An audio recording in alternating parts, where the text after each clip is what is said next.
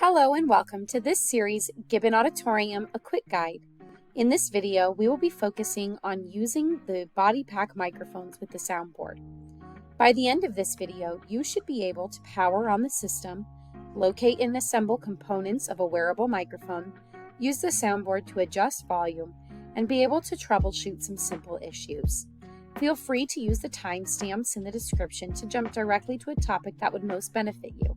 Let's get started. Powering on the system. The soundboard in our auditorium is the first piece that should be turned on. Follow this green piece of tape to the back side of the machine and press in the small button found on the back. When powering off the system, this piece should be turned off last.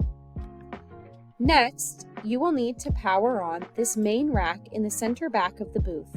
Again, find the green piece of tape and flip the switch. Inside that power rack, you will find these wireless receiver boxes. They should automatically turn on. However, if you notice that your microphone is not working, you might double check pressing the power buttons here on this edge of both of these main boxes for the new microphones, and on each of these individual boxes marked with a yellow dot of our older microphones. Locating and assembling a body pack microphone. Wearable microphones are excellent when presenting, so you can have both hands free. Often guests and speakers will request one of these. If you're bringing in a guest, you may check if they have a specific preference. We do have several styles of body pack microphones and headsets to go with them. All of our body packs themselves are stored behind the door to the sound booth. As you can see, microphones 6 and 7 are also stored with 2 lapel mics on them. Other than that, the other microphones are all stored in the cabinet at the far end of the booth. These small packs here go with the older microphones, and these larger square boxes go with the 5 new microphones installed in 2025. Inside these cases, you will find the actual microphones.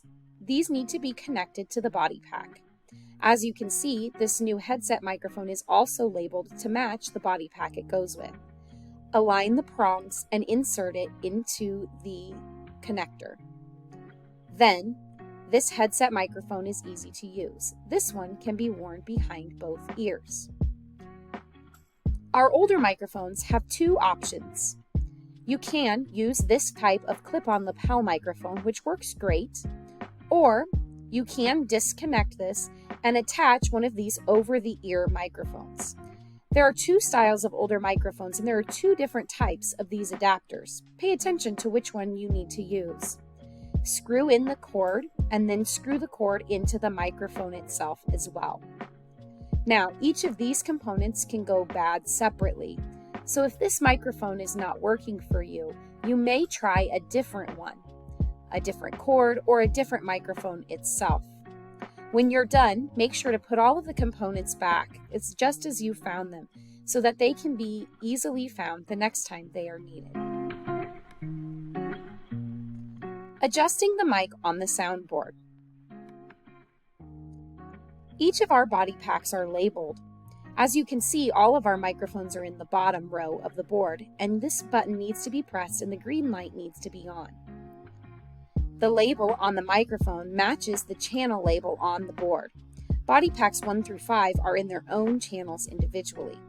Slide up the slider to adjust the volume. Body packs 6, 7, and 8 are also in the same channel as a handheld microphone. Either one will work as long as they're turned on. You can also mute individual channels by pressing the button there at the top, and you can control the master volume for all of the inputs at the same time, here by the green piece of tape. Some simple troubleshooting tips. Again, if your microphone isn't working, make sure that these systems are powered on. The brand new ones are these here at the top. The next reliable 6, 7, and 8 are in these 3 here. After that, this additional box on the counter also needs to be turned on.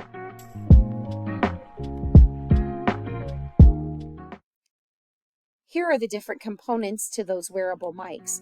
Each of these body packs has a few AAA batteries inside of them that may need to be replaced.